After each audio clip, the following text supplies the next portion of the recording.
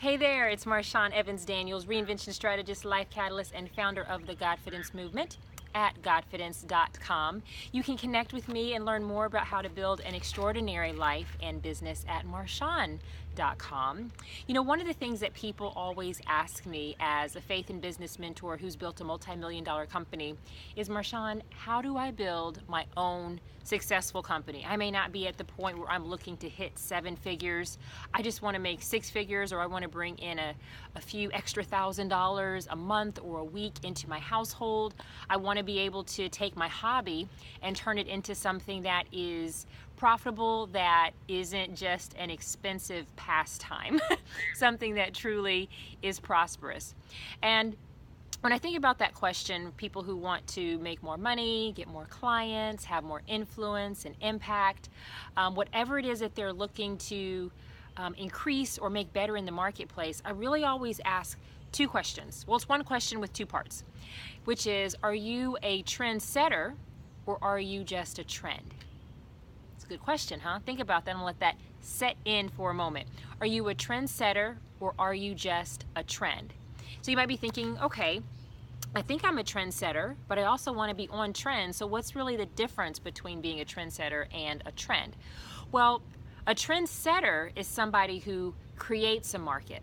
It's somebody who creates what doesn't exist and creates something that other people are excited about, that they've never heard of before, and that other people end up, quite frankly, because it just comes with the territory, other people end up imitating or copying or trying to keep up with. So a trendsetter is someone who creates a market. A trend is somebody who chases the market. So, ooh, I saw a bug.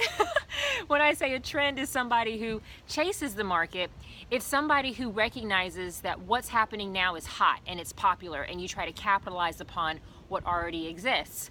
Now, is there anything wrong with being a trend? Absolutely not. It can be profitable, it can be exciting, and you can have also comfort and safety in knowing that someone has already blazed a certain trail and you can kind of come in behind a market that's already been created. So most people think that that's the way to be successful in business, but I think it's a temporary success strategy. If you want to have long-term success, if you want to jumpstart the mojo in what it is that you're doing, create more momentum, movement, and also money, while also having significant meaning at the same time, I don't think capitalizing upon trends is the way to build wealth, the way to make a difference, or the way to do something that creates a legacy that has long-term impact. So becoming a trendsetter is very different than becoming a trend. So what does it take then, right? That's the next question. If we know that a trendsetter creates the market, a trend chases the market, how do I become a trendsetter? I am so glad that you asked.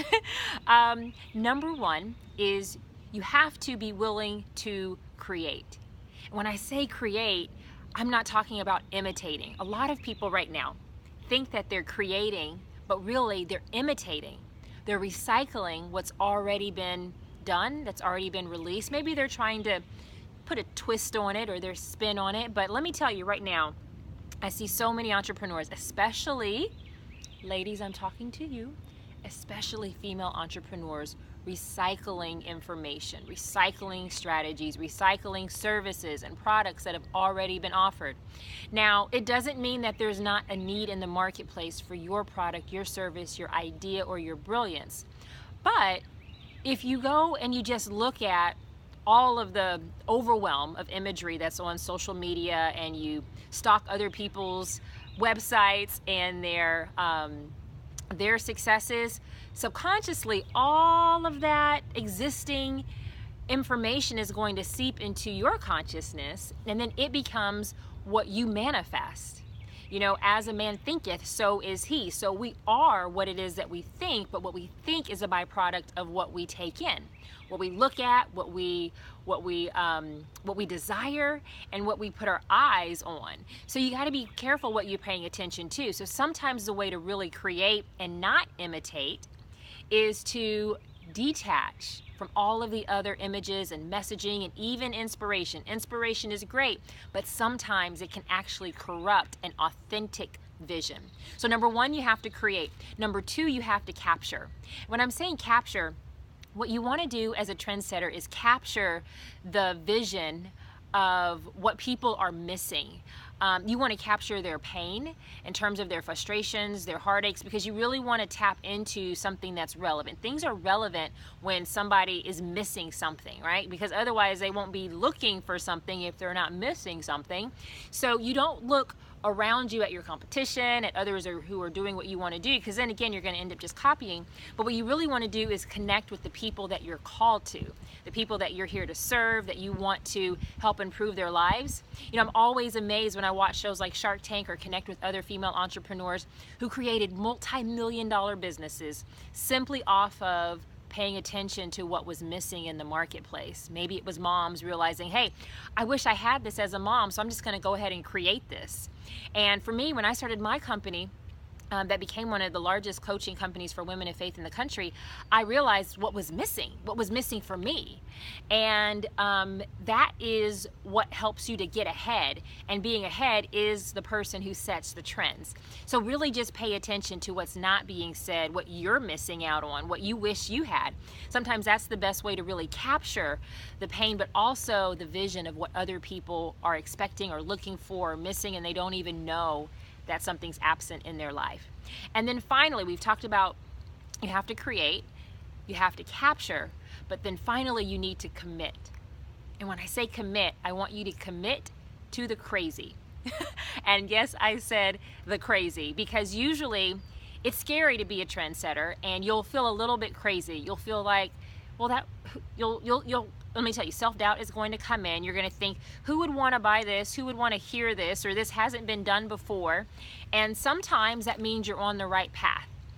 So commit to the crazy. Give a new idea an opportunity to become revolutionary, to become disruptive in the marketplace, to be innovative, because that's what trendsetters do. They create, they don't imitate. They capture the heart and the mind, the passion and the promise of what people are looking for. And finally, they commit. They commit to the crazy. And I want you to know that everybody's not going to align with you initially, understand you. A lot of people are going to say that's never been done before, so don't even try it. But let me tell you, as someone who considers herself a trendsetter, I see you as a trendsetter. So if you've been waiting for a sign, this is it. Go after it, start big, go big. And I know that if you've been given this idea, that you have every single thing that you need to bring it to fruition.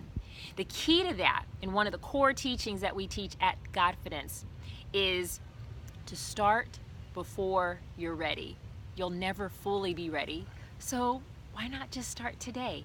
Take one step towards this crazy idea, this new idea, the real dream that you want to do, and to maybe even take a look at what you're already doing and how can you remix it in such a way that you're really setting the trends as opposed to chasing the trends. So if this has blessed you, helped you, inspired you, motivated you, or just given you a little kick in the pants to get going on your dream or your vision, please share this with others and let me know how this has impacted you and what you are committing to do anew. Alrighty?